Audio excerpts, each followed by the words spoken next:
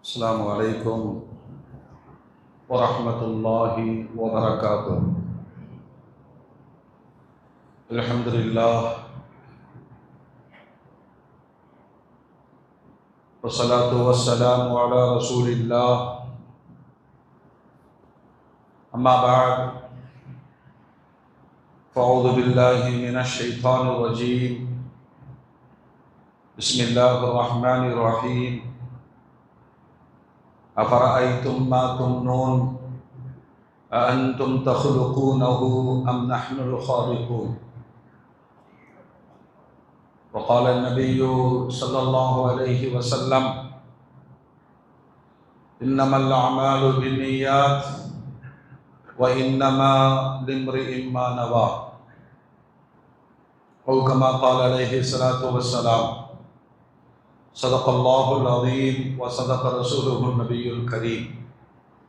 اللهم صل على سيدنا محمد وعلى آل سيدنا محمد وبارك وسلم وكرم عليه. அளவிலா அருளும் மிகரிலா அன்பும் கொண்ட எல்லாம் வல்ல அல்லாஹ்வின் திருநாமம் போற்றி ஆரம்பம் செய்கின்றேன். சாந்தியும் சமாதானமும் ஈரோட சர்தார் அகிலத்தின் அருட்கொடை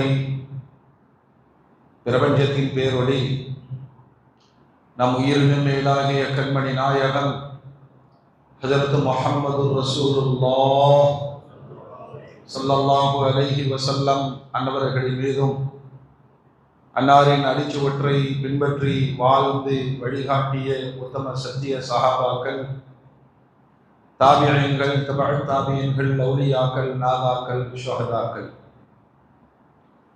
குறிப்பாக பரக்கத்து நிறைந்த ஜும்மாவுடைய நன்னாளில் அல்லாஹ்வுடைய இல்லத்தில் சங்கமித்திருக்கிற நாம், நம் மக்கள், உலக மூமின்கள் அனைவர் மீதும் அல்லாஹ்வின் பேரருள் என்றென்றும் நின்று நிலவட்டுமாக. ஆமீன். அல்ஹம்துலில்லாஹ். கண்ணியத்திற்கும் மரியாதைக்கும் உரிய அல்லாஹ்வின் நல்லடியார்களே,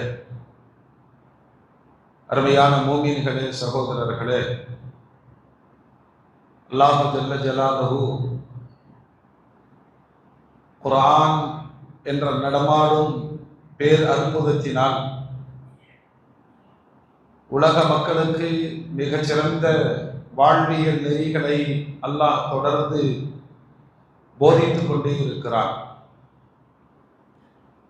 மோமீன்களாக முஸ்லிம்களாக வாழுகிற நமக்கு ஆதி பாடமாய் பால பாடமாய்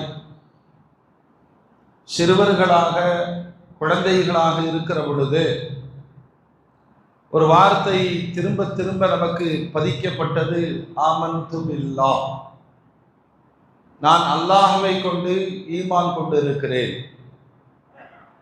அதனுடைய இன்னொரு வடிவம்தான் லா இலாஹ இல்லல்லாஹ், வணக்கத்திற்குரியவன் அல்லாஹ்வை தவிர வேறு யாரும் இல்லை.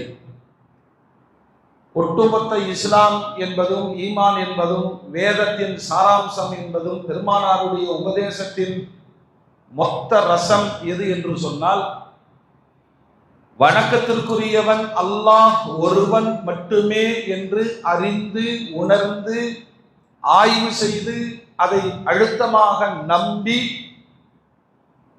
அல்லாஹ்விற்காக அமல் செய்ய வேண்டும். வணக்க வழிபாடுகளுக்கு முன்பாக கொள்கை சார்ந்த நமது எண்ணம் சார்ந்த நம்பிக்கைகளை அல்லாஹும் அல்லாஹுடைய ரசூலும் உறுதிப்படுத்துகிறார்கள். ஏறத்தாழ 13 ஆண்டு காலம் மக்காவினுடைய வாழ்வில் அந்த ஜாஹிலியத் என்று சொல்லக்கூடிய அறியாத சமூகத்திடம் பெருமானார் இந்த ஒற்றை வார்த்தையை பதிப்பதற்காக வேண்டிய பெரும் போராட்டம் கண்டார்கள்.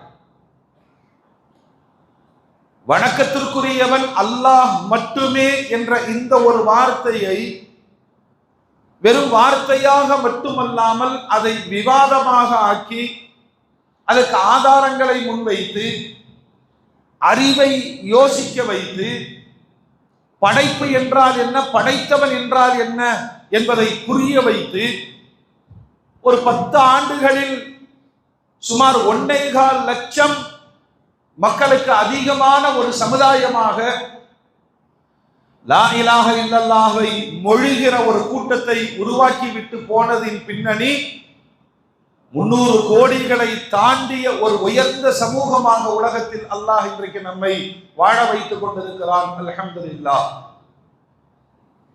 ஒவ்வொரு இடத்திலேயும் குர்ஆன் தன்னுடைய பாஷையில் எங்கெல்லாம் அல்லாஹ் செய்திகளை சொல்லுகிறானோ அங்கெல்லாம் மனிதர்களுடைய சிந்தனைகளை அல்லாஹ் தூண்டுகிறான். இதை யார் படைத்திருக்க முடியும், யோசியுங்கள் என்று சொல்லுகிறார். தன்னை பற்றி பிரஸ்தாபிக்கிற இடங்களில் எல்லாம் மனிதனுடைய மனம் வேறு இடத்தில் நம்பிக்கை கொள்கிறதே, அதனை தகர்க்கவும் செய்கிறான். படைப்புகளை எது என்று நீங்கள் உணர்ந்து கொண்டே வாருங்கள், படைத்தவன் யார் என்று உங்களுக்கு தெரியும். இந்த படைப்புகளின் ஆராய்ச்சியை அல்லாஹ்வே முன்வைக்கிறார். தூண்கள் இல்லாத பிரம்மாண்டமான இந்த வான், இந்த ஆகாயம், இதை யார் நிலைநிறுத்தி இருக்கிறார்கள்? யோசியுங்கள். அல்லாஹுவா? அல்லாஹுவை மறந்து நீங்கள் தெய்வங்களாக வழிபடுகிற படைப்புகளா? இந்த கேள்வி அல்லாஹ் முன்வைக்கிறார். மனித சக்திக்கு அப்பாற்பட்ட பிரம்மாண்டமான ஆர்ப்பரிக்கிற கடல், அதை ஆர்ப்பரிக்க வைப்பதும் அதற்கான எல்லையில் தடுத்து நிறுத்துவதும் யார்? மனிதனா அல்லது மனிதர்கள் அல்லாஹ் அல்லாதவற்றை இறைவன் என்று சொல்லுகிறார்களே அவைகளா?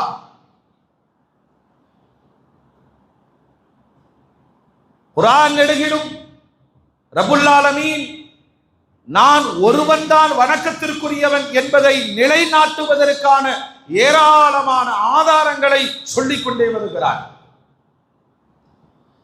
அதனால்தான் நபிகள் நாயகம் ஸல்லல்லாஹு அலைஹி வஸல்லம் சொன்னார்கள், நீங்கள் தஃபக்கரு ஃபீ ஹல்கில்லாஹ், படைப்புகளை சிந்தியுங்கள். ஒவ்வொரு படைப்பாய் நீங்கள் ஆராய்ச்சி செய்யுங்கள். இதனுடைய ரிசல்ட், இதனுடைய முடிவு, அவைகளும் படைப்பு என்பதே உங்களுக்கு வரும்.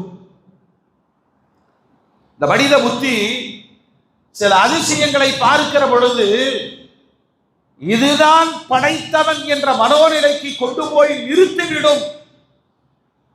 அல்லாஹ்வை பற்றி நீங்கள் யோசிக்காதீர்கள், படைப்புகளை யோசியுங்கள். அதனுடைய பலகீனங்களில் இருந்து இதனையும் படைத்தவன் அல்லாஹ் என்று சொல்லுங்கள். நபிகள் நாயகம் ஸல்லல்லாஹு அலைஹி வஸல்லம் சொல்வார்கள், குர்ஆனில் ஒரு சின்ன சூரா இருக்கு, ஒரு அத்தியாயம், அதனை நீங்கள் ஓதிக்கொண்டால் குர்ஆனை ஓதியதற்கு சமம். அதுதான் குர்ஆனிலேயே பிரம்மாண்டமான அத்தியாயம். உலகத்தில் வாழுகிற ஈமானிய சமூகம் அத்துணையும் இந்த சூறாவை சுமந்து கொண்டிருக்கிறது, மொழிந்து கொண்டிருக்கிறது, ஓதிக்கொண்டிருக்கிறது. குல் ஹுவல்லாஹு அஹத், அல்லாஹ் ஒருத்தன். இந்த ஒற்றை என்பதை அல்லாஹ் நிரூபித்துக் கொண்டே இருக்கிறான். படைப்புகளை பற்றி எங்கெல்லாம் பேசுகிறானோ ரப்புல் ஆலமீன் தன்னுடைய ஏகத்துவத்திற்கு மாற்றமாக படைப்புகள் இருக்கிறது என்பதற்காக எல்லா படைப்புகளையும் ஜோடிகளாய் நான் படைத்தேன் என்று அல்லாஹ் சொல்லுகிறார். உலகத்துல ஏன் நம்ம பேசுறோம் அப்படின்னா, மொத்த மனித சமுதாயத்தினுடைய வாழ்வே இறை கோட்பாட்டை மையப்படுத்தி தான் தினமும் உலகம் விடுகிறது, முடிகிறது. உலக அரசியல் என்பது இறை கோட்பாட்டுக்கு பின்னால் தான் நிகழ்கிறது. உலக பொருளாதாரம் என்பது இறை கோட்பாட்டுக்கு பின்னால் தான் அந்த பொருளாதாரம் என்பது இயங்கிக் கொண்டு இருக்கிறது. உலக கல்வி என்பது இறை கோட்பாட்டிற்கு பின்னால் தான் அந்த கல்விகள் வலுப்பெறுகிறது. பேர் சொல்லிக்கலாம், இது விஞ்ஞானம், இது அறிவியல், இது புரட்சிகரமான கல்வி. ஆனால் இத்தனைக்கும் பின்னால் மனிதன் ஒவ்வொரு வினாடியும் விவாதிப்பது தான் நம்பி இருக்கக்கூடிய இறை கோட்பாடை தான் அவன் அரசியலாக்குகிறான், அவன் பொருளாதாரமாக்குகிறான், அவன் குடும்பமாக்குகிறான், அவன் சமூகமாக்குகிறான், அவன் கல்வியாக்குகிறான், அவன் வளர்ச்சியாக்குகிறான். ஒரே ஒரு நாள் உலகம் இறைவனை குறித்து பேசாமல் இருக்கட்டும், அந்த நாள் அழிவு நாளாக இருக்கும். எல்லா மீடியாலையும் பாருங்க, எல்லா செய்தி பத்திரிகையிலையும் பாருங்க, எல்லா உலக நாட்டு நடப்புகளையும் கவனியுங்கள். எல்லா செயல்களுக்கு பின்னாலும் மதம் சார்ந்த பேச்சு, இறை சார்ந்த பேச்சு, கொள்கை சார்ந்த பேச்சுக்கள் இல்லாமல் விடியலும் இல்லை, முடிவதும் கிடையாது. எல்லாம் கேட்கிறான், படைத்தவன் யார் என்று நீங்கள் யோசியுங்கள். அவன் ஒருவன், அல்லாஹு ஸமத், அவன் தேவையற்றவன். இறை கோட்பாடுக்கான மூலக்கூறுகளை அல்லாஹ் இந்த அத்தியாயத்தில் பேசுகிறான். ஈமான் கொண்டிருக்கக்கூடிய ஒவ்வொரு மூமினும் இந்த அத்தியாயத்தை ஓத வேண்டும், இதை ஆய்வு செய்ய வேண்டும், வார்த்தைக்கு வார்த்தை விளங்க வேண்டும். அது அவருடைய ஈமானை பலப்படுத்தும். சும்மா இப்படி இருக்குமோ அப்படி இருக்குமோ, குர்ஆன் சொல்றது உண்மையா, எனக்கு சந்தேகம் வருது. உங்களுக்கு குழப்பம் ஏற்பட்டாலே குல் ஹுவல்லாஹ் சூராவை ஓதிக்கொள்ளுங்கள், அல்லாஹ் அந்த குழப்பத்தை நீக்கி விடுவார். கொள்கையில குழப்பங்கள் ஏற்பட்டு, ஏன்னா சில நேரங்களில் விஞ்ஞானத்தினுடைய அபாரமான வளர்ச்சியும் ஆராய்ச்சியும் நம்முடைய ஈமானுக்கு ஒரு ஆட்டத்தை தந்துவிடும். பெருமானார் சொல்வார்கள், காலையில் மூமினாக இருப்பான், மாலையில் இணை வைப்பாளனாக மாறிவிடுவான். ஒரு விஞ்ஞானியினுடைய கண்டுபிடிப்பை பாராட்டலாம், அபாரம் என்று சொல்லலாம், உச்சி மகிழலாம். ஆனால் அவனை இறைவனுக்கு நிகராக நீங்கள் கற்பித்து விடக்கூடாது. இந்த இடத்துலதான் ஒரு மூமின் என்ன சொல்வார் தெரியுமா, மனிதனுக்குள் இவ்வளவு ஆற்றலை தந்தவன் அல்லாஹ் அப்படின்னு சொல்லி முடியும். மூமின்களே, உங்களுடைய ஈமானை வலுப்படுத்துவதற்கு நீங்கள் அதிகம் அதிகம் இந்த சூரத்துல் இக்லாஸில் கவனம் செலுத்துங்கள். யாரை, ஏன்னா இஸ்லாம் ஒண்ணுதான் தான் நம்பி இருக்கக்கூடிய நம்பிக்கையை நம்பிக்கையாகவே வைத்திருக்கிறது, அதை உருவமாக்க முயற்சிக்கவில்லை. இதை நம்ம கவனிக்கணும். உலகத்துல ஈசா அலைஹிஸ்ஸலாத்தை பார்த்தவர்கள், ஈசா அலைஹிஸ்ஸலாத்தை பின்பற்றியவர்கள், ஈசா அலைஹிஸ்ஸலாத்தினுடைய உயர்த்துதலை பார்த்தவர்கள், ஈசா அலைஹிஸ்ஸலாத்திற்கு பின்னர் வாழ்ந்தவர்கள் ஏகப்பட்ட இறை கோட்பாடு குழப்பத்தினால் உருவத்திற்குள் கொண்டு வந்து, ஒருவர் சொன்னார் அவரே கடவுள் என்றார், ஒருவன் சொன்னான் கடவுளின் மகன் என்று சொன்னான், ஒருவன் சொன்னான் கடவுளின் மனைவி என்று சொன்னான். ஏகப்பட்ட குழப்பங்கள், 72 சாராராய் ஈசா அலைஹிஸ்ஸலாத்தின் சமுதாயம் பிரிந்து போனது. எந்த இடத்துல அடிபட்டாங்க தெரியுமா? படைத்தவன் யார், படைப்பு யார் என்று பகுத்தறிகிற அறிவை இழந்தவர்கள். அப்படி ஈசா அலைஹிஸ்ஸலாத்திடம் எதை பார்த்து அவரே கடவுள் என்று சொல்ல வந்தார்கள் தெரியுமா? அவரை நம்ப வைக்கிறதுக்கு அல்லாஹு தஆலா சில அதீத ஆற்றலை தந்தான். அவர் தடவினால் குஷ்டரோகம் நீங்கி போகும். அவர் தடவினால் இயற்கையாகவே பார்வையற்றவர்களுக்கு பார்வை வந்தது. அவர் களிமண்ணால் குருவியை செய்து ஊதினால் அது உயிர் பெற்று பறந்து போனது. இந்த சாரார் சொன்னார்கள், அல்லாஹ்னு சொன்னாரே அவர்தான் அல்லாஹ் என்ற முடிவுக்கு வந்தார். சில நேரங்கள்ல விஞ்ஞானத்தினுடைய உச்சபட்சமான வளர்ச்சியை பார்த்த மனிதன் விஞ்ஞானிகளையே கடவுள் என்று சொல்லுகிற அறியாமைக்கு தள்ளப்பட்டு விடுவார்கள். இல்லை, இவ்வளவு அதீதமான அறிவை அல்லாஹ் குர்ஆன்ல கேட்கிறான், எவ்வளவு விஞ்ஞான வளர்ச்சி வரட்டும், மனிதனுடைய அறிவு எவ்வளவு உச்சத்திற்கு போகட்டும், அல்லாஹ் சவால் விடுகிறான். முன்மாதிரி இல்லாமல் படைப்பவன் நான். முடிஞ்சு.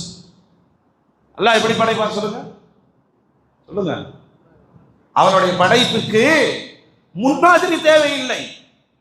அல்லாஹ் அல்லாத அத்தனை பேர்களும் மாதிரியை வைத்துக் கொண்டுதான் உருவாக்கம் செய்வார்கள். இவர்களை எப்படி படைத்தவர்கள் என்று சொல்ல முடியும்? உங்கள் ஈமானை நீங்கள் வலுப்படுத்திக் கொண்டே இருங்கள். அல்லாஹ் ஒருவன், அல்லாஹ் தேவையற்றவன். முடிஞ்சு. படைப்புகள் யாவும் சார்பு நிலை கொண்டது. எந்த படைப்பும் தானாக இயங்காது, ஒன்றோடு ஒன்று சார்ந்திருக்க வேண்டும்.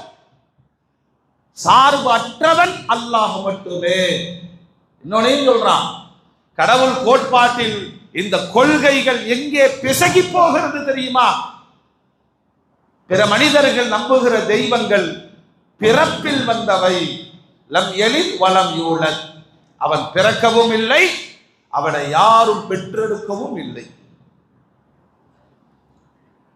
கடவுளுக்கே அத்தானா எப்படி இருக்கும்? கடவுளுக்கே தந்தை என்றால் எப்படி இருக்கும்? கடவுளின் பிள்ளைகள் என்றால் எப்படி இருக்கும்?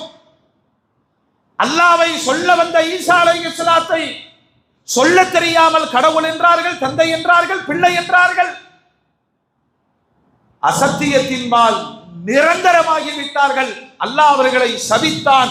கைரில் மக்தூபி அலைஹிம் வலத்தால்லீன். வழிகட்ட ஒரு சமுதாயமாக மாறிவிட்டது. மூசா அலைஹிஸ்ஸலாம் உலகத்தில் அல்லாஹ்வோடு அதிகமாக உரையாடியவர். குர்ஆனில் மூசா அலைஹிஸ்ஸலாம்னு தட்டினீங்கன்னா அல்லாஹ்வோடு பேசியவர், உரையாடியவர் என்ற பெருமைக்கு சொந்தக்காரர் மூசா அலைஹிஸ்ஸலாம். கொஞ்ச நாள் அவர் சொல்லிக் கொடுத்த சமுதாயம், எந்த அல்லாஹ்வை முன்வைத்து பேசினாரோ அந்த சமுதாயம் காளை மாட்டை தங்களின் தெய்வமாக ஆக்கிக் கொண்டு மூசா அலைஹிஸ்ஸலாத்திடம் விவாதம் செய்து அல்லாஹ்வினால் சாபத்திற்குரிய சமூகமாக மாறி போனார்கள். அல்லாஹ் நம்மை பாதுகாப்பானாக. சின்ன வயசுல இந்த ஒற்றை வார்த்தையை பதிவு செய்தோம், ஆமன்து பில்லாஹ், நான் அல்லாஹ்வை கொண்டு ஈமான் கொண்டேன். எவ்வளவு உச்சபட்சமான அறிவு பிறந்தாலும் சரி, நான் நம்பி இருக்கக்கூடிய அல்லாஹ் என்ற வார்த்தையை உருவகப்படுத்த முயற்சிக்காதவன் முஃமின். கொஞ்சம் அதை பத்தி யோசிக்க ஆரம்பிச்சா 100 தலை வரும், 10 தலை வரும், பிரம்மாண்டமான கைகள் வரும், ஏதாவது ஒரு ரூபத்திலே இணை வைப்பில் போய் சிக்கிக் கொள்வார்கள். நீங்கள் நம்பி சொல்லுகிற ரப்பை நீங்கள் கற்பனை செய்யாத ரூபத்தில் மறுமையில் அல்லாஹ்வை நீங்கள் பார்ப்பீர்கள், சந்திப்பீர்கள். யாரெல்லாம் அல்லாஹ்வை சந்திக்க விரும்புகிறீர்களோ ஃபல்யஅமல் அமலன் சாலிஹா, அவனுடைய சொல்லுக்கு கட்டுப்பட்டு அமல் செய்து கொண்டே இருங்கள். குர்ஆன் நமக்கு ஆணை பிறப்பிக்கிறது. நீங்க அல்லாஹ் விரும்பணுமா, அல்லாஹ்வை அறிய வேண்டுமா, இந்த சூரா இக்லாஸை வாழ்க்கையாக்கி கொள்ளுங்கள். அவன் அஹத், அவன் சமத், அவன் பெறவும் இல்லை, பெற்றெடுக்கப்படவும் இல்லை, அவனுக்கு மனைவி மக்கள் குடும்பமும் இல்லை. வலம் யகுல் லஹு குஃபுவன் அஹத், நிகர் காட்ட முடியாதவன், நிகர் காட்ட முடியாதவன். குர்ஆனுடைய பல்வேறு வசனங்களில் அல்லாஹ் தன்னை முன்னிறுத்தி பேசுகிறான். பிரம்மாண்டமான சக்தி படைத்தவன் அல்லாஹ் என்று சொல்லுகிறான். ஏன் இதை சொல்றான் தெரியுமா? படைப்புகளுக்கு இந்த ஆற்றல் இல்லை, பலகீனமானவை. கொஞ்ச காலம் உலகத்தில் உங்களை வாழ விட்டுருக்க, உங்களுக்கு உயிர் தந்ததும் நான், உங்களை மரணிக்க வைப்பதும் நான். மரணத்திற்கு பிறகு நீங்கள் நம்ப வேண்டிய மறுமை, அதை உருவாக்கியவனும் நானே. இதையெல்லாம் ஈமான் கொள்ளாத சமுதாயம் மறுத்தது. அல்லாஹ்வை தங்களுடைய கற்பனைகளால் கொண்டு வந்து வடித்தார்கள்.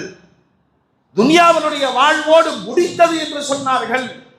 அவங்கள பார்த்து அல்லாஹ் கேட்கிறான், நீயா நானா பார்த்துக்கலாமா? நான் யார் என்பதை உங்களை முதலில் அணுக்களாக படைத்த பொழுதே உங்களை எல்லாம் வைத்து நான் கேட்டேன், அலஸ்து பி ரப்பிக்கும், நான் தான் உங்களுடைய ரப்பு இல்லையா? நான் தானே உங்களுடைய ரப்பு. படைத்தவனுக்கு முன்னால் இருந்து நாம் எல்லோரும் அணுக்களாக சொல்லிவிட்டு வந்திருக்கிறோம். காலு பலா, ஆமாம் நீதான் படைச்சவன். அந்த படைப்பை உணர்ந்தவர்கள், படைத்தவனை பார்த்தவர்கள் சொல்றான், கியாமத்துடைய நாள்ல இப்படி சாட்சி சொன்ன நீங்களே நாங்கள் கவனமற்று இருந்து விட்டோம் என்று சொல்வீர்கள். நம்மளை படைச்சது எதுக்கு தெரியுமா? நீதான் அல்லாஹ், நீ மட்டும்தான் ரப்பு என்று சொல்லிய பிறகே நமக்கு துனியாவிற்கு அல்லாஹ் அனுப்பினான். அந்த வார்த்தைகளை நிஜப்படுத்துகிறீர்களா அல்லது சில பிரமிப்புகளை பார்த்து இதுதான் கடவுள், இதுதான் வணக்கத்திற்குரியது என்று பாதை மாறி போகிறீர்களா என்று சோதிப்பதற்குத்தான் அல்லாஹ் படைத்தான். நம்ம பகிரங்கமா விக்கிரகாதனை செய்கிறது இல்லை. ஆனால் பலரும் பெண்ணை கடவுளாக கொண்டாடக்கூடியவர்கள் இருக்க. நீ இல்லைன்னா நான் வாழவே மாட்டேன், முடிஞ்சதா? பலரும் பணத்தின் மீது அதீத நம்பிக்கை கொண்டிருக்கிறார்கள். இந்த பணம் என்னை காப்பாற்றி விடும். ரொம்ப கவலைங்க. ஃபஜ்ருடைய தொழுகைக்கு வராத இளைய சமுதாயம் அந்த நேரத்திற்கு முன்னாடியே ஜிம்முல கூட்டம் கூட்டமா நிற்கிறாங்க. ஆச்சரியமா இருக்கு, ஆச்சரியமா இருக்கு. ஒவ்வொரு காலகட்டத்திலையும் ஒரு ட்ரெண்டிங் ஆகும். அதுல இளைய தலைமுறை போய் விழுகும். ஒரு பக்கம் போதையிலே விழுகிறது, இன்னொரு பக்கம் நோயே வராத மரணத்தை தடுத்து விடக்கூடியது என்ற ஒரு நம்பிக்கை. ஒரு ஜோடனை எல்லாரும் போறாங்க. அவன் ரொம்ப விவரம். ஒரு வருஷத்துக்கான காசு முன்னாடி வாங்கி வச்சுக்கிறான். ஏன்னா நீ 10 நாள் வருவா, அப்புறம் வரமாட்டான்னு அவனுக்கு தெரியும்.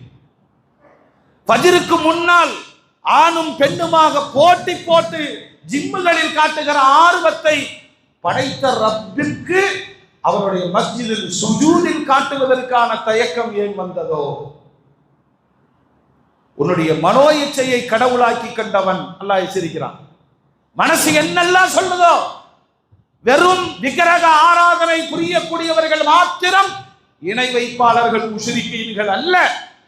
மனோ இச்சையின்படி வாழக்கூடியவன், தன் நம்பிக்கையை பணத்தின் மீது வைக்கக்கூடியவன், தன் நம்பிக்கையை பெண்ணின் மீது வைக்கக்கூடியவன். குர்ஆன் நெடுகிலும் அல்லாஹ் எச்சரிக்கிறான். நான் தானே உன்னுடைய ரப்பு, அப்படி சொல்லிட்டு தானே வந்த. குர்ஆனிலே ஒரு இடத்துல அல்லாஹ் கேட்கிறான், நீயா நானா பார்த்துருவோம். அஃபராய்தும் மா தும்னூன், நீ யார் என்று சொல். பெருமானார் ஸல்லல்லாஹு அலைஹி வஸல்லம் சொல்லுவார்கள், சையதுனா அபூபக்கர் சித்திக் ரலியல்லாஹு, நான் ரொம்ப வெட்கப்படுறேன். நாம் எதில் படைக்கப்பட்டோம் தெரியுமா? ஆடையில் படிந்து விட்டால் முகம் சுளிக்கிற நீர் துளியில் இருந்து படைக்கப்பட்டோம். அதானே? எது ஆடையில் பட்டு விட்டால் அசிங்கம் என்று நினைக்கிறோமோ அதுதான் இந்த பிறப்பு உருவாக்கத்தினுடைய தொடக்கம். அல்லாஹ் கேட்கிறான், அஃபராய்தும் மா தும்னூன். இச்சை, காமம், அதன் வெளிப்பாடாக இல்லறம். அல்லாஹ் கேட்கிறான், நீங்கள் செலுத்தும் அந்த நீர் துளிகள், அதை பற்றி நீங்கள் யோசிக்கவில்லையா? ஒரு நீர்த்துளி கருவறையில் செலுத்தப்பட்ட பிறகு அன்தும் தஹ்லுகூனஹு அம் நஹ்னுல் காலிகூன். உலகம் இயக்கிறது, விஞ்ஞானம் இயக்கிறது, அதனுடைய பரிணாம வளர்ச்சிகளை பார்த்து அதிசயிக்கிறது. ஒவ்வொரு 40 நாட்களாய் இந்திரியம், இரத்தம், சதை, எலும்புகள் உருவாக்கம்.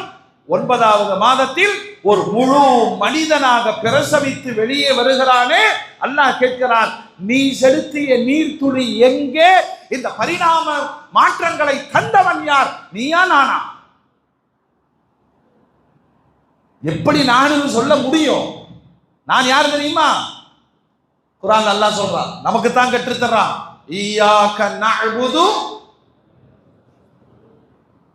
வணங்குறோங்கிறதல்ல, உனக்கு நாங்கள் அடிமையாகி விட்டோம். என்னைக்காவது சூரத்துல் ஃபாத்திஹா ஓதுகிற பொழுதெல்லாம் உனக்கு நான் அடிமை, உனக்கு நான் அடிமை. அடிமையினுடைய நிலை என்ன? தன் மீதே அதிகாரமற்றவன். நம்ம மேல அதிகாரங்கிறது என்ன தெரியுமா? சுவாசத்தை நிறுத்துங்க, விரும்பிய பொழுது உங்கள் சுவாசத்தை வெளிப்படுத்துங்கள். சாத்தியமா? சொல்லுங்க, சாத்தியமா? நம் சக்திக்கு அப்பாற்பட்டு அது சுவாசம் வந்து கொண்டே இருக்கிறது, போய்கொண்டே இருக்கிறது. ஒவ்வொரு சுவாசத்தையும் வெளிப்படுத்துபவன் என்னுடைய ரப்பு அல்லாஹ். இதைத்தான் அல்லாஹ் கேட்கிறான். நீ காமத்தோடும் இச்சையோடும் செலுத்துகிற நீர்த்துளி அது பரிணாமம் பெற்று மனிதனாக வெளியே வந்தது எப்படி? நீயா நானான்னு கேட்கிறான். சரி, குழந்தையாக உருவாகி பிரசவத்தின் வெளியே வந்து விட்டாய். நஹ்னு கத்தர்னா பைனக்குமுல் மௌத். உங்க வாழ்க்கையும் உங்க மௌத்தையும் நான் தீர்மானிச்சு தான் அனுப்புறேன். ஒவ்வொரு பர்த்டேக்கு கொண்டாடுற செலவுகள், எடுக்கிற நடவடிக்கைகள், மார்க்கத்தை மீறிய, மார்க்கத்தில் இல்லாத அனாச்சாரங்கள், உண்மையிலேயே பர்த்டே வருதுன்னு சொன்னா அன்னைக்கு தேம்பி தேம்பி அழுகணும்.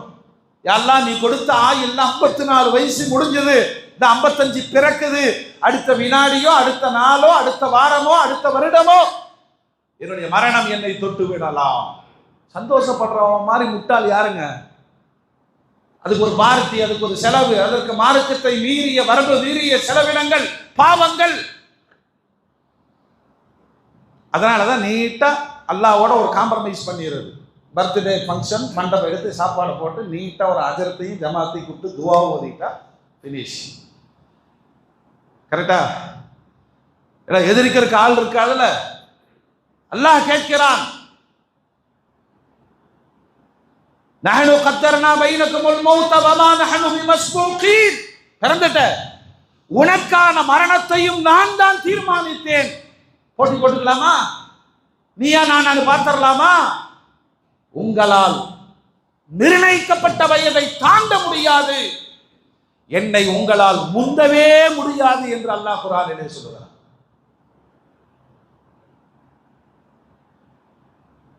நீங்க படைச்சவனா நான் படைச்சவனா? நீங்கள் செலுத்துவது காமத்தின் வடிகால் தானே, ஒரு நீர் துளி தானே.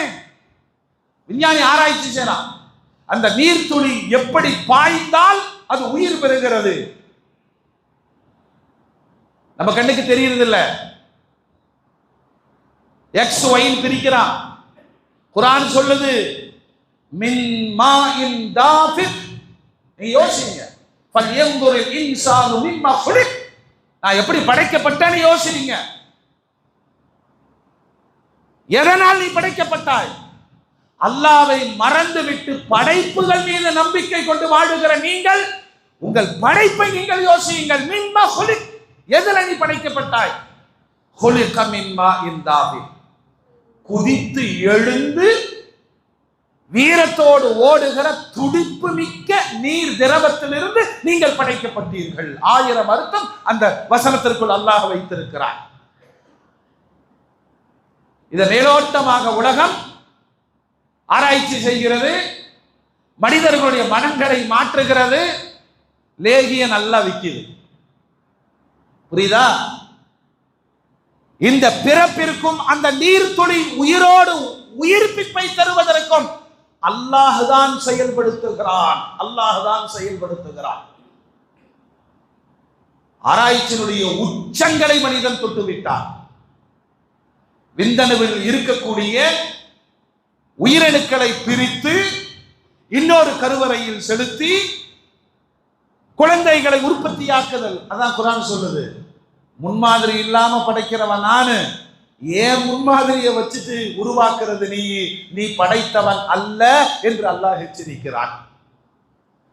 ஒரு டாக்டருடைய ஆராய்ச்சியினுடைய ஏதோ ஒரு சூழ்நிலையில் குழந்தை பாக்கியம் கிடைத்து விட்டால் அவனை நீங்கள் தெய்வமாக்கி விடுவீர்களா?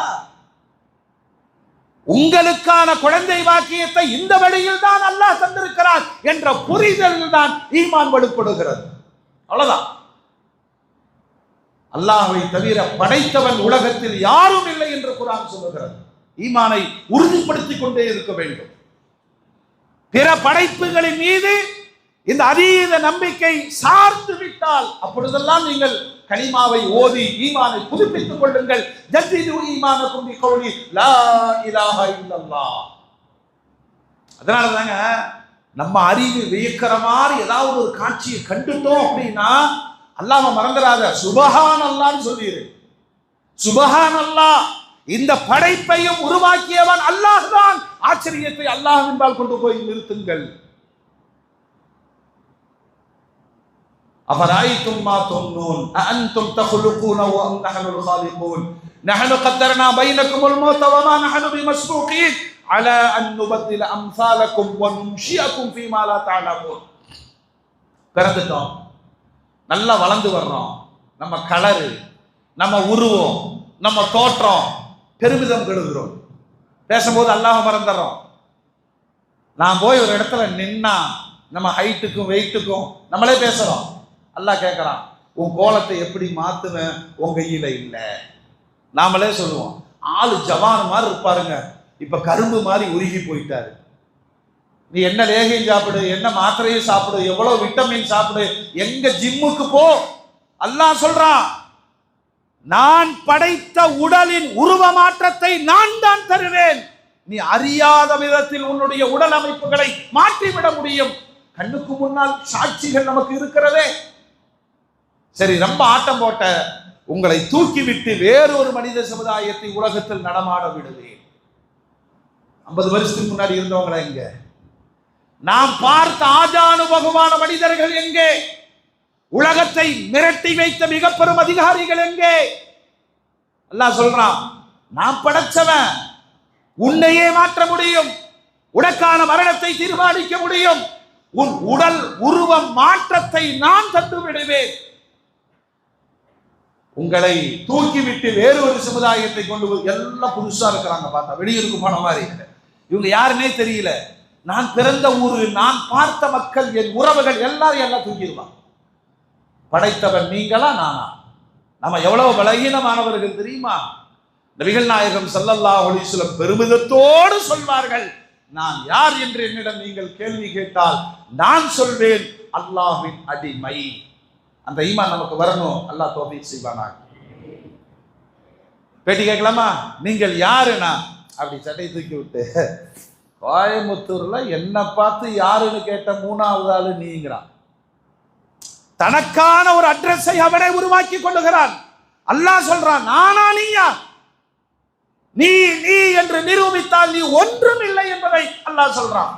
அதனாலதான் பெருமான் அழைச்சிருக்கிறார், ஒரு கோபம் வரக்கூடாது, உனக்கு ஆத்திரம் வரக்கூடாது, உனக்கு ஆணவம் வரக்கூடாது, உனக்கு பெருமை வந்துவிடக் கூடாது. என்னிடம் கேட்டால் நீங்கள் யார் என்றால் நான் சொல்வேன், அன அப்துல்லாஹி வ ரசூலி. பெருமானார் வாழ்க்கை முழுவதும் சொன்னார், நான் அல்லாஹ்வுடைய அடிமை. அவங்க சொல்ல சொல்ல அல்லாஹ் எங்க தூக்கி வச்சான் தெரியுமா? நாம் விரும்புகிற பெருமை, நாம் விரும்புகிற புகழ், நாம உருவாக்குகிற மனித கூட்டங்கள், அப்படி நம்ம நடந்து போனா நம்ம பின்னாடி ஒரு 10 பேர். இதெல்லாம் பலகீனத்தின் அடையாளங்கள், அறிவிலையின் அடையாளங்கள். நீங்கள் பணிந்து பணிந்து பணிந்து போங்கள், அல்லாஹ் உயர்த்துவான். மன் தவாலா ரஃபஅஹுல்லாஹ். நீங்க பணிஞ்சு நடங்க, அல்லாஹ் உயர்த்துவான். அல்லாஹ் உயர்த்தி விட்டால் யாராலும் அவர்களை தள்ளிவிட முடியாது. பெருமானார் அல்லாஹ் எங்க உயர்த்தினான் தெரியுமா? குர்ஆன் சொல்லுது, வரஃபஅனா, சொல்லுங்க, வரஃபஅனா லக திக்ரக். உங்க பேச்சை நாம உயர்த்தினோங்கிறான் அல்லாஹ். ஜிப்ரீல் அலைஹிஸ்ஸலாம் வந்தார்கள். இந்த ஆயத்தினுடைய விளக்கம் தெரியுமா நாயகமே? சொல்லுங்கள் ஜிப்ரீலே. உங்களை அல்லாஹ் உயர்த்திட்டான். அல்லாஹ் உயர்த்திட்டான். எங்க உயர்த்தினான் தெரியுமா? இந்த உலகத்தின் கோடான கோடி படைப்புகள் லா இலாஹ இல்லல்லாஹ் என்று சொல்லும் பொழுதெல்லாம், அடுத்தது சொல்லுங்க, சத்தமா சொல்லுங்க, அங்கு உயர்த்திட்டான். அந்த இடத்துல வேறு ஒரு பெயரை வச்சா அது இணை வைத்தலாயும், ஷிர்காயும். அல்லாஹ் உயர்த்துவான். அதனாலதான் அல்லாஹ் கேட்கிறான், நீங்கள் செலுத்தும் ஒரு நீர்த்துளியை பாருங்கள், நீங்கள் படைத்தீர்களா நான் படைத்தேனா? உலகத்துல உண்மையான ஈமானுக்கு சொந்தக்காரன் யாருன்னா ஒரு விவசாயி. விவசாயி அவன் வார்த்தைகளை மாற்றி சொல்லலாம். அவனுடைய நம்பிக்கை விதைகளை தூவும் பொழுதும் நாற்று நடும் பொழுதெல்லாம் அப்படின்னு வானத்தை பார்ப்பான். அதனுடைய அர்த்தம் என்ன? விதைப்பது நான், முளைக்க வைப்பது அவனே. விதைப்பது நான், முளைக்க வைப்பது அவனே. அஃபரஐதும் மா தஹ்ருசூன். நீங்க விவசாயம் செய்றீங்களே,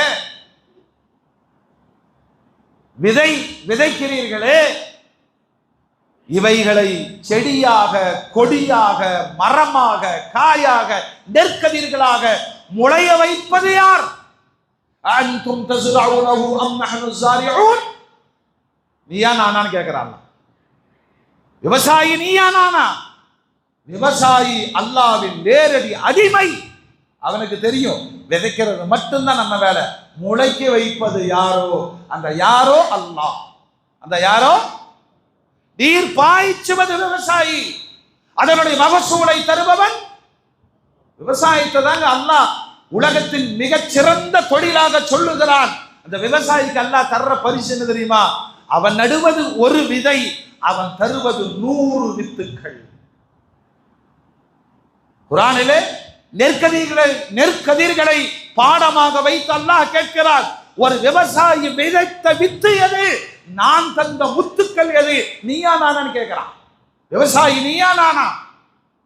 சரி, ஒட்டுமொத்த உயிரினங்களின் மூலப்பொருள். செய்தனா இப்னு அப்பாஸ் ஒரு யூதன் கடிதம் எழுதி கேட்டான், அல்லாஹ் எல்லாம் படைச்சான், சரி இந்த படைப்பில் அல்லாஹ் மூலப்பொருளாக வைத்தது எதை? எல்லா படைப்பின் ஒரே மூலப்பொருள். இப்னு அப்பாஸ் ரலியல்லாஹு அன்ஹு அவனுக்கு பதில் சொல்ல ஒரு பாட்டில்ல தண்ணீர் அனுப்புனாங்க. அவன் புரிஞ்சுக்கிட்டான். குர்ஆன் சொல்லுகிறது, இன்னா குல்ல ஷைஇன் ஹய்யின், உலகத்தில் இருக்கிற எல்லா உயிருள்ள உயிரற்ற பொருட்களையும் நீரால் நாம் படைத்தோம். அல்லாஹ் கேட்கிறான். உலகத்தில் 3ஆம் போர் தொடங்கும் என்று சொன்னால் குடிநீருக்காகத்தான் இருக்கும். ஏன்னா 99 தாண்டி மனிதர்கள் அருந்துகிற குடிநீர் அல்லாஹ்வுடைய பெரும் அருட்கொடை. அஃபரஐதுமுல் மா அல்லதி தஷ்ரபூன். விஞ்ஞான உலகம் நீரை பாதுகாக்கிற வழியை கண்டுபிடிச்சிருக்கான். பால் மாதிரி உருவாக்கி வச்சிருக்கான். பல மேலை நாடுகள் நீர் பஞ்சம் வந்தால் தங்களுடைய நாட்டு மக்களை காப்பாற்றிக் கொள்வதற்காக குடிநீர்களை அவர்கள் சேமித்து வைத்திருக்கிறார்கள். அல்லாஹ் கேட்கிறான், அந்த குடிநீரை நீ படைக்க முடியுமான்னு கேட்கிறான். விஞ்ஞான உலகம் தோற்று நிற்கிற இடம் எது தெரியுமா? குடிநீரை படைக்க முடியாது. இந்த ஒரு கேள்விக்கே பதில் அல்லாஹ் என்பதை உலகம் உச்சரிக்க வேண்டும். அரபு நாடுகள்லாம் இன்னைக்கு தங்க நாட்டினுடைய பொருளாதாரத்தின் பெரும் பகுதியை கடல் நீரை குடிநீராக மாற்றுவதற்கான முயற்சியில இருக்கிறாங்க. அதுவே அவர்களுக்கு பெரும் ஆபத்தாகவும் முடியும். செயற்கை மழை பொழிய வைக்கிறார்கள். அல்லாஹ் வாயிட முடியுமா? அல்லாஹ் தான் சொல்றானே, முன்மாதிரி இல்லாம நான் மட்டும்தான் படைப்பேன், என்னுடைய முன்மாதிரியை வைத்து நீங்கள் உருவாக்கம் செய்தீர்கள். உடனே செயற்கை மழையை பொழிய வைத்து விட்டால் நீங்கள் கடவுளாகி விட முடியுமா? நீரை வாளாக மாற்றி வைத்து விட்டால் நீங்கள் இறைவனாக ஆகிவிட முடியுமா?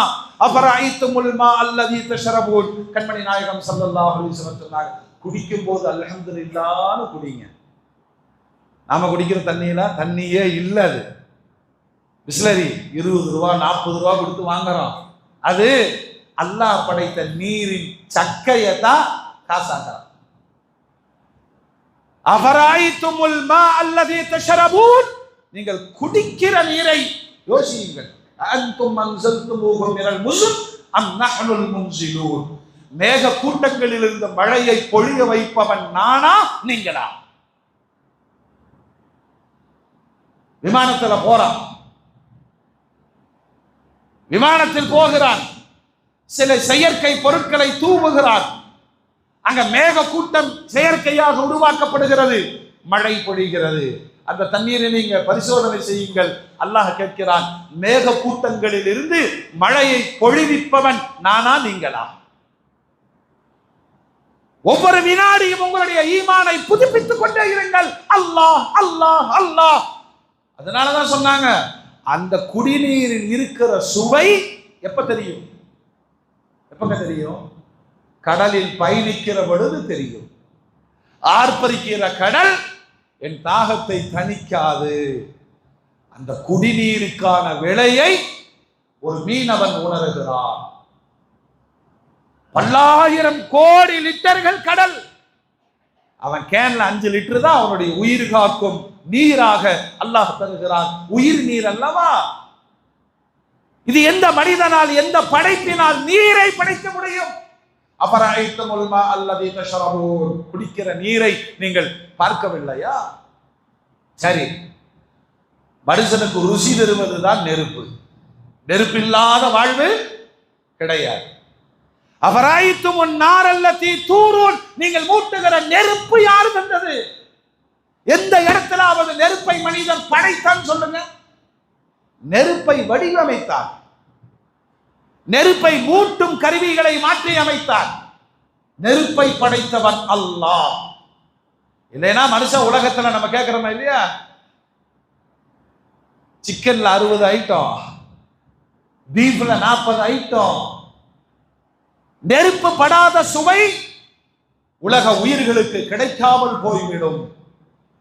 ஒரே ஒரு வாரம் ஆடு மாடு மாதிரி புள்ள சாப்பிட்டு எலுமிச்சம்பழத்தை வாயில குளிச்சு விட்டுக்கிட்டு நொங்கு தின்னுட்டு கரும்பை கடிச்சிட்டு வாழ்ந்து பாருங்களேன், நாக்கு செத்துருச்சுக்குவான். அவ்வளவு தூரம் போக வேண்டாம், ரம்ஜான்லயே சொல்றான் நாக்கு செத்துருச்சுங்க, அந்த கைமா கஞ்சி குடிச்சாதான் நாக்குக்கு உயிர் வருது. அல்லாஹ் கேட்கிறான், இத்தனை சுவைகளையும் தருகிற நெருப்பை படைத்தவன் யார்? நீயா நானா? நாம இதெல்லாம் தெரியாம டிவியில பார்த்து ஆனந்தப்படுறோம், நீயா நானா நல்லா இருக்கு. அல்லாஹ் கேட்கிறான், நீங்கள் செலுத்தும் இந்திரிய துளிக்கு பின்னால் படைத்தவன் யார்? நீங்கள் சுவைத்து ரசித்து குடிக்கிற நீருக்கு பின்னால் படைத்தவன் யார்? எல்லா சுவைகளுக்கும் பின்பலமாய் இருக்கிற, எல்லா வளர்ச்சிக்கும் பின்பலமாய் இருக்கிற நெருப்பை மூட்டியவன் யார்? அன்தும் அன்ஷஅதும் ஷஜரதஹா அம் நஹ்னுல் முன்ஷி. இன்னைக்கும் ஆப்பிரிக்க காடுகளில் மனிதர்கள் இப்படித்தான் மரங்களை உரசி நெருப்பை பற்ற வைக்கிறார்கள். மரக்கட்டைகளுக்கு இடையே உராய்வுகளை தந்து நெருப்பு பொறியை வெளிப்படுத்துபவன் யார்? நீயா நானா? நல்லா கேட்கிறான். மோமின்களே, அதனாலதான் நபிகள் நாயகம் ஸல்லல்லாஹு அலைஹி வஸல்லம் சொன்னாங்க, அல்லாஹ்வின் படைப்புகளை அதிகமாக யோசியுங்கள், படைத்தவனுக்கு நன்றி செலுத்துங்கள். நாம் வாழுகிற தேசம் அல்லது உலகளாவிய அரசியல்ல ஈமானுக்கான சோதனை அவ்வப்போது வந்து கொண்டே இருக்கும். ஆங்கிலேயர்கள் ஆட்சி செஞ்சாங்க, முன்னர் முகலாயர்கள் ஆட்சி செஞ்சாங்க. 1000 ஆண்டுகளுக்கு மேலாக இந்த தேசம் அந்நியர்களால் ஆளப்பட்டது. 47 சுதந்திரம் கிடைச்சது, எல்லாமே நமக்கு தெரியும். ஆனால் இடையிடையே மதம் சார்ந்த நம்பிக்கைகளில் இந்த பாசிச பயங்கரவாதம் எவ்வளவோ இடையூறுகள் செய்திருக்கிறது. அதுல நாடாளுமன்றத்தில் 2 அவைகளிலேயும் ஒரு பாடலை தேசிய கீதத்திற்கு நிகராய் சட்டம் ஏற்றி இருக்கிறார். ஜனகண மனகதி படிச்சு பார்த்தீங்கன்னா ஒண்ணு இருக்காது, தேசத்தை பத்தி இருக்கும். அல்லாமா இக்பால் பாடனார், சாரே ஜஹான் சே ஹச்சா ஹிந்துஸ்தான் ஹமாரா. அதுலேயும் ஒண்ணு இல்லை, முஸ்லிம் என்ற காரணத்தினால் அந்த தேசிய கீதம் நிராகரிக்கப்பட்டது. ஜனகண மனகதி பாடனா அதற்கான மரியாதை தரணும். ஒருவன் கற்பனையில் ஒரு நாவல் எழுதினான். அந்த நாவல்ல பாரதம் என்பது ஒரு பெண், ஒரு தாய், அது கடவுளின் மடியில படுத்திருக்கு. சூழ்நிலை ரொம்ப மோசமா இருக்கு. சைனவ சமூகத்தை சார்ந்த இளைஞர்களை தட்டி எழுப்புறான், உன் தாய் இப்படி பலகீனப்பட்டு கிடக்கிறாள், போராடுங்கள். என்ன சொல்றான்? ஆங்கிலேயர்களோடு சேர்ந்து முஸ்லிம்களை கொள்ளுங்கள். அந்த நாவல்ல எழுதப்பட்டதா வந்தே மாதரம். அது சொல்றான், நதிகள் ஓடுது, ஆறு இருக்குது, உலகத்துல ரொம்ப இயற்கையான நாடு, அதெல்லாம் கரெக்டு தான். வந்தே மாதரம்னா என்ன? தாயே உன்னையே நாங்கள் வணங்குகிறோம். இவ்வளவு நேரம் நான் பேசுனேன் இல்லையா, நஅூதுபில்லாஹ். அந்த அந்த ஷிர்க், அந்த இணை வைப்பை ஈமானிய சமூகம் ஒருபோதும் ஏத்துக்காது. இன்னைக்கு அல்ல, 1880 எழுதுனா காங்கிரஸ்ல இருந்தவங்களே முஸ்லிம்களை வெறுப்பூட்டுவதற்காக பாடினாங்க. காந்தி எதிர்த்தார். இதை தேசிய கீதமாக சட்டமாக்க வேண்டும் என்று கொண்டு வந்தார்கள், நிராகரிக்கப்பட்டது. ஜனகண மனகதி தேசிய கீதமாக ஆக்கப்பட்டது. ஆனா பாசிசத்தினுடைய பயங்கரவாத சிந்தனை இன்றைக்கு நாடாளுமன்றத்தில் 2 அவைகளிலேயும் தேசிய கீதம்னு சொல்லல, தேசிய கீதத்திற்கு நிகராய் இந்த 2 பாடல்களை தான் நாடு சம்பந்தப்பட்ட அவைகளில் பாடப்பட வேண்டும். இந்த பாடலை விமர்சித்தாலோ மறுத்தாலோ 3 ஆண்டுகள் கடுங்காவல் தண்டனையும் அபராதமும், சில நேரங்களில் 2ம் சேர்த்து கொடுக்கப்படும். பாசிச பயங்கரவாதத்தினுடைய உச்சபட்சமான அவர்களுடைய நிலைப்பாடை இந்த தேசம் வெளிப்படுத்தியிருக்கு. இது இன்னைக்கு நேற்று பிரச்சனை இல்லை. 1935 காங்கிரஸ் கட்சி விட்டும் முஸ்லிம் லீக் வெளியேறுவதற்கு இந்த பாடலை பாடியதுதான். ஏன்னா அன்னைக்கு சட்டம் காந்தி சொன்னாரு, ஒரு மதத்தை புண்படுத்துற பாடல். இந்த பாடலுக்கு பின்னாடி முஸ்லிம்களை அழிக்க வேண்டும் என்ற ஒரு செய்திக்கு பின்னால் தான் இந்த பாடல் பாடப்படுது. ஒரு நாவல், ஒரு கதை, ஒரு கற்பனை. இன்னைக்கு பாசிச பயங்கரவாதம் அதை சட்டமாக்கி இருக்கிறது. நாம் கேள்விப்படாத அளவில் அரசு சார்ந்த நிகழ்வுகளில் இந்த பாடல் பாடப்படும் பொழுது இஸ்லாமிய ஈமான் பலகீனமான ஒரு கூட்டம் சொன்னது நிர்பந்தமான நிலையில நம்ம ஏற்றுக்கலாமே. அப்படி ஒரு பலகீனத்தை நீங்கள் வைத்திருந்தால் உங்கள் ஈமானை நீங்கள் புதுப்பித்துக் கொள்ளுங்கள். அல்லாஹ் நம்ம நாட்டுக்கு எதிரானவர்கள் கிடையாது, சட்டத்துக்கு எதிரானவங்க கிடையாது. ஆனால் நீங்கள் போடும் சட்டங்கள் நாட்டு சட்டத்திற்கு எதிரானவை. அதை நாங்கள் ஏற்க மாட்டோம், அதை வன்மையாக கண்டிப்போம், அதை சொல்ல மாட்டோம், சொல்லவும் கூடாது. ஈமான் பறிபோய்விடும். அல்லாஹ் இந்த உம்மத்தையும் வளரும் தலைமுறையும் அல்லாஹ் பாதுகாப்பானாக. உறுதிமிக்க ஈமானோடு வாழ்வதற்கு அல்லாஹ் தௌஃபீக் செய்வானாக. வ ஆகிரு தஅவானா அனில் ஹம்துலில்லாஹி ரப்பில் ஆலமீன்.